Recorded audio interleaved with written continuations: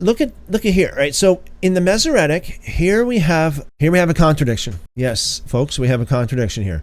So according to the Masoretic text, the ark rested in the 7th month on the 17th day of the month on Ararat's mountains. But according to the Septuagint, the ark rested on the 27th day of the month, not 17th, but 27th on the mountains of Ararat. So we see this very often when we compare manuscripts, and even within any given Bible itself, we see this very often where we got like 120, I'm just saying, like 125 becomes 225. Or 375 becomes 275. Like, it's like, there's like a decimal place missing, or, a tenth missing, or a hundred missing here, So you might say, what happened? How did this happen? Who knows?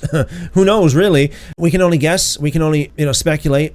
I think probably what happened here is a scribal error. I don't think that anybody's purposefully changed it. Now, the Septuagint is older, much older than the Masoretic. Okay, so if that means anything to you, the text that is older says 27, whereas the text that is newer says 17. I explained this before. Several years ago, I did some studies on my heritage, and looking back, let's say 150 years ago, or even beyond that, into some of the records, like the birth certificates and the census records and the records from the government documents from World War I or something like this. You notice that it's all handwritten, and because it's handwritten, sometimes it's hard to read.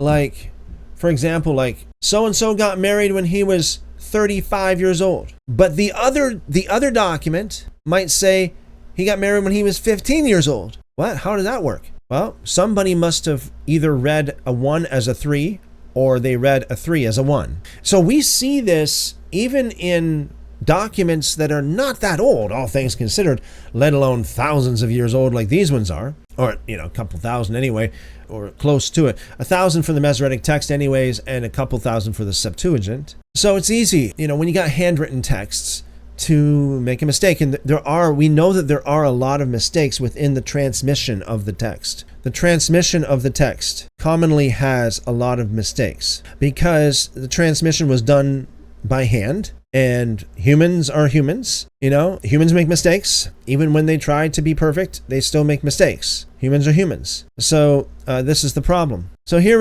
I say this is a contradiction and not just a discrepancy, not just a variance, because I don't think, to me, a contradiction is when two things cannot be true at the same time. A difference or a variant or a discrepancy can be, well, it's different, but it still can be compatible. But this can't be, in my opinion, because one says that the ark rested on Ararat on the 27th day of the month, and the other one said it rested on the 17th day of the month. You can't have it both ways. When did the ark actually rest on Mount Ararat? That's the question. Okay, what does the Syriac say? What does the Peshitta say? Does it say 17? Does it say 27? Is it like the Masoretic, or is it like the Septuagint? So here we are. On the right-hand side of the screen, we have the Syriac or the Peshitta. So it says, "And the waters returned from the earth," this is verse 3, "and they were going and were returning, and the waters decreased after 150 days. And the ark came to rest in the 7th month, in the 17th of the month, on the mountains of Kardu, Kurdish." See what the Vulgate says here. The Vulgate says, "And the waters returned from off the earth, going and coming, and they began to be abated after 150 days. Verse 4, "And the ark rested in the 7th month, the 27th day of the month." So the Vulgate agrees with the Septuagint here, against the Masoretic and against the Syriac. Isn't this interesting? So we got the Samaritan here. Now, there is a difference in the Samaritan in verse 3. Not a big difference, just a little difference.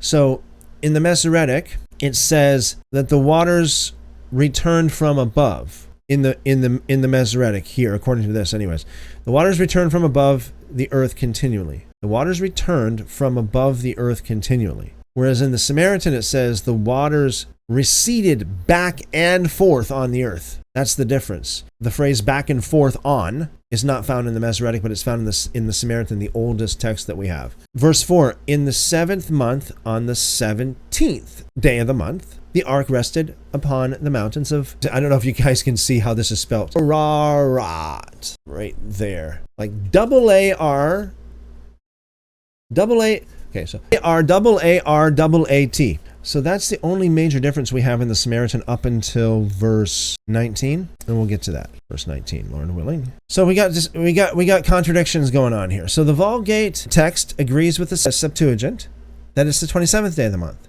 whereas the rest of them say it's the 17th day of the month.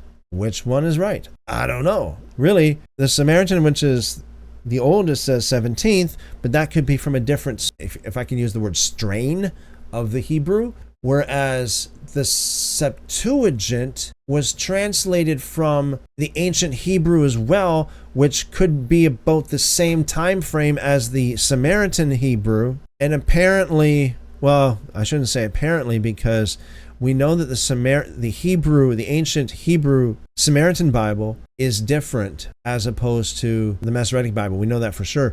But the Septuagint was translated by rabbis and sages and scholars, Jewish scholars, about 250 BC. So it's still around the same time as the Samaritan. Or the Samaritan can be just a tad bit older.